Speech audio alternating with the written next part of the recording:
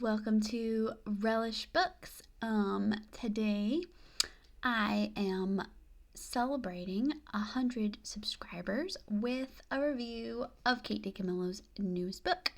I thought it would be fitting since she's one of my favorite authors. My husband makes fun of me a little bit for reading 7-year-olds books.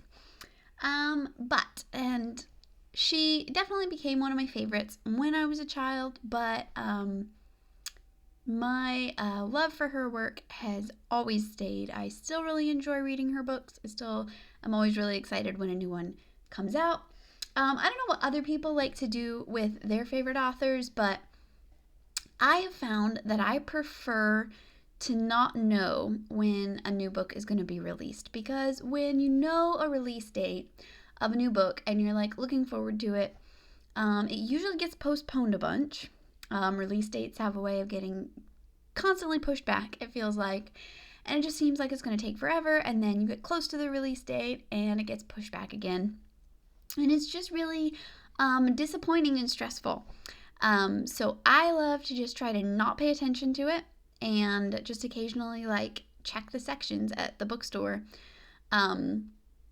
And I kind of just checked this section randomly because the Puppets of Spellhorst just came out last year. So I wasn't expecting a new book, because Kate DiCamillo always used to do every other year. She would release a book every 2 years. And for a while she had a thing where she was releasing one in every even year. So if it was like 2018, there'd be one, and then in 2020 there'd be one. But then I think with Beverly right here, she released that one right after the following year of Louisiana, and I think since then she's been releasing one every year instead of every other year. And I feel like maybe this is partly why her latest books have not really lived up to kind of her golden age. Her last few books have been kind of disappointments for me. Kind of starting with Beverly. I know I talked about all this in my Kate DiCamillo video, but starting with Beverly, I feel like it went downhill. That book really felt like it should not have been written. I kind of feel like the author felt like she had to. The Beatrice Prophecy was a disappointment. It had some good things, but really wasn't developed and wasn't memorable. And then the Puppets of Spellhorst was sweet, but it was like a totally different thing. It was like for younger kids, I felt like. It was more just like a little fairy tale. This book, Ferris, I don't know what month it came out. I just found it as a total surprise at the bookstore the other day. It was released this year, so it must have been, in the last few months, pretty recent. And I was excited, but I was also nervous because I was like, is it going to go downhill further, or is it going to be better? And I will say it is not on the level of her best books, for sure. But it is better than her last few. I'm going to say it's definitely better than the Puppets of Spellhorst and the Beatrice Prophecy. Definitely better than Beverly too. But not as good as nowhere near as good as like Raimi Nightingale, Flora and Ulysses, Edward Tulane, all those guys. This had more of Kate DiCamillo's like old familiar signature style. Her last couple books, it felt like she was going overboard with that style and really, I don't know, it wasn't as like spot on. This one had some of that old feel. It was really good in some ways. Her word choices are always really fun, and she kind of explored that more in this book. That was kind of like a theme in the book, the power of words, which has kind of been a theme in one way or another through all her books. I feel like it's obviously something that's very important to her, and I really enjoy that. But I felt like, again, the characters were underdeveloped. And this is something that I feel like she's always struggled with, particularly like in The Magician's Elephant, where she had really great ideas, but the book just needed to be longer. She needed to develop these characters, explore them, in order for us to really feel with them and care about them as deeply as we're supposed to. Because when you have these moments that feel like they're supposed to be really touching and really meaningful and deep, they just fall flat when it's with characters that you haven't gotten to spend enough time with or gotten to know well enough. And sometimes she's able to do that in very short books, and sometimes she just doesn't do it quite. I really enjoyed the cast of characters in this book. I liked that she did a whole family and kind of an extended family.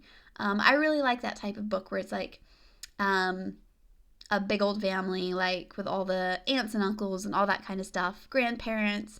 It just has a really homey, fun feel, even when there's usually a lot of, even when there's like family drama going on. I really enjoy that kind of story. And Kate DiCamillo is known for writing particularly about orphans or most commonly children with only one parent or divorced parents, or she kind of hovers around the theme of tragedy and broken homes and people dealing with that.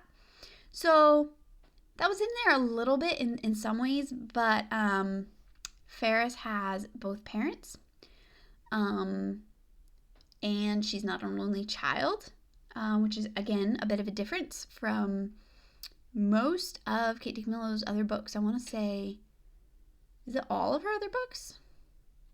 Usually the main character is an only child. But Ferris has a sibling, and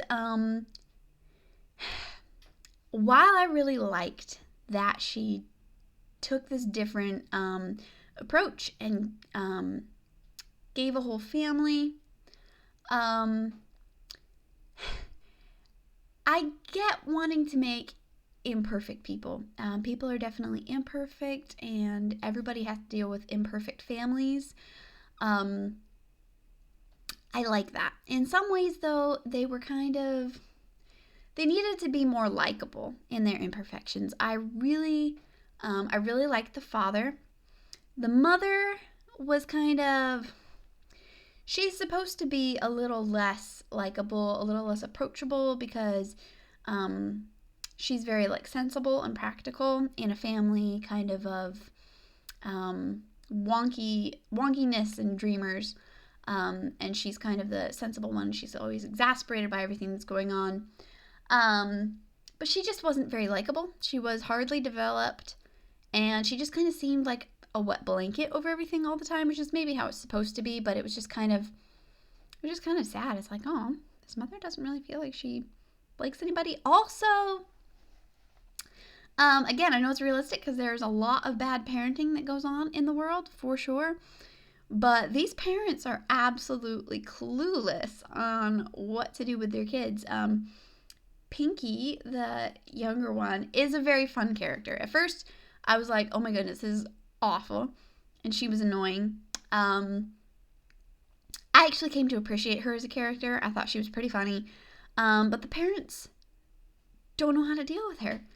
She wants to be an outlaw, and she's trying to do these outlaw things. And I get it, she's 6 years old, and that shouldn't, there's no reason to take that seriously or be super concerned that, oh no, she's going to be an outlaw when she grows up, because she says this at 6 years old. But the way they approach it was kind of frustrating. It was like, what are you thinking? So I don't know, that was a little shocking, but funny at the same time. Obviously it's fiction, so it doesn't really matter, but it was a little bit like, these parents are very, very passive. They're kind of just like, whatever. Even though the mother's frustrated by everything all the time, they don't really take any action. I don't know. So that was frustrating, but also funny. I liked Ferris's character, again. Needed more development. I like Therese a lot, if that's how you say her name, the grandmother. She's supposed to be kind of the center of the family, I feel like. But she wasn't really developed either. I feel like you just needed a longer book. And that's what I've said about multiple of Kate DiCamillo's books. They just need to be longer. And again, sometimes she does nail it, even in a short book. But they're so short. Even for the audience that she is writing to, they could stand to be like twice as long, and it wouldn't be a problem. Like, you can read this book in probably an hour. I'm a slow reader. Even for a very slow reader, you can probably read it in like less than 3 hours. It's a very short book. Children of the age that she's writing this for will not have a problem reading a book twice as long if it's interesting. If she could just give us some more development, I would love that. If the grandmother was developed more, maybe earlier on, more flashback scenes from them growing up together, like Ferris's childhood, and I don't know, just needed more development. There was a lot of really beautiful writing, a lot of beautiful moments and beautiful ideas, but nothing's developed. And certain things are just kind of hinted at. I enjoyed the relationship between Ferris and Pinky, but it just felt like, okay, you kind of figure out what's going on there, and then it's over. And there just wasn't the development that I felt like there needed to be. This is particularly true with Ferris and her best friend, Billy Jackson. There just needed to be more. And kind of what's going on in Billy Jackson's life with his father. The moments where you see into that, and kind of at the end, where there are scenes that are supposed to be meaningful, they just aren't meaningful. You can tell they're supposed to be, but they aren't because it hasn't been developed. It's just kind of like, okay, I can kind of guess maybe some of what's been going on. But again, it just falls a bit flat because these things haven't been developed. And sometimes Kate DiCamillo does great with just like giving hints at things. I love the character of Mr. Staphopoulos in Raimi Nightingale. He's not very developed at all. Or even like Edward Option, character that's just like mentioned. But you get a clear picture and they serve their purpose. I feel like characters like, I don't know how to say her name exactly, but Mrs. Milk, their like vocabulary teacher, and the way that she plays into the story, it's sweet, but she just isn't developed enough. She doesn't have that kind of crystallized purpose in the story that like Mr. Staphopoulos did, without like hardly even being in it.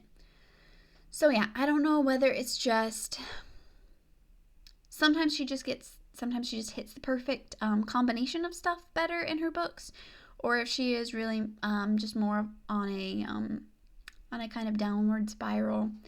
She's kind of lost her touch a little bit. I don't know. But it was encouraging that this book was better than the last few. So hopefully the next one will be even better. Maybe she's coming back up, and I will believe that there's still great things to be had from her.